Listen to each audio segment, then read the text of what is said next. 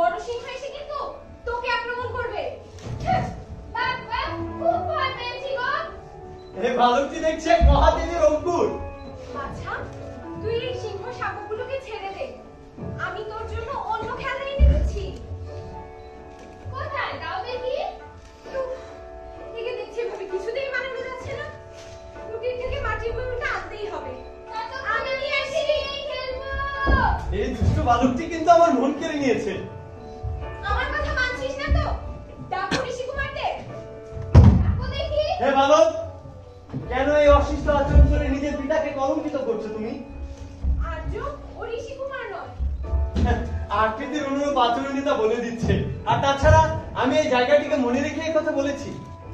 আর্য, আপনারা দুজন পরস্পর সম্পর্কিত না হলেও আপনাদের চেহারায় বিশেষ মিল রয়েছে।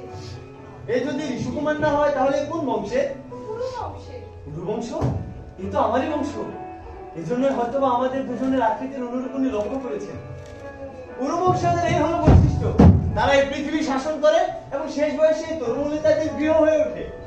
তা যা বলেছে, এই বালকের মাও একে তপবনে এসেই প্রসব করে। দেখি এই কথা লক্ষ্য তো আমি, তবে কি বালকের মায়ের নাম জিজ্ঞেস করবো? আচ্ছা ইনি কার পত্নী? কে বা নেবে সেই ধর্মপত্নী পরিত্যাগিনীর নাম? এই কথা লক্ষ্য তো আমি, তবে কি বালকের মায়ের নাম? না না, নামটা একই রকম হতে পারে। পরশ্রীর নাম জিজ্ঞেস করা অবদ্রুচিত হবে। সর্বদমন, তুমি শকুন্তের লাবণ্য দেখো। দিদি শকুন্তলা? শকুন্তলা? তবে কি বালকের মায়ের নাম শকুন্তলা? নাম প্রকাশের বিষয়টি আমার কাছে আমার মরিচিকার মতো লাগছে কেন? ময়ূরটা আমার ভালো লেগেছে গো দিদি। একি তোমার গলায় মণিবন্ধনকৃত রক্ষা কবচটি কোথায়? বাপরে, বিচলিত হবেন না।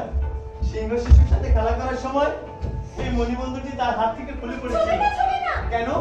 আপনি আমাকে মনে করছেন কেন? এই বালকের এই অলংকার যদি মাটিতে পড়ে যায় তবে তা তার পিতামাতা ব্যতীত কেউ স্পর্শ করতে পারে না। আর যদি করে? তবে তা সাপ হয়ে কামড়ায়। আপনারা কি লক্ষণ কখনো দেখেছেন? অনেকবার।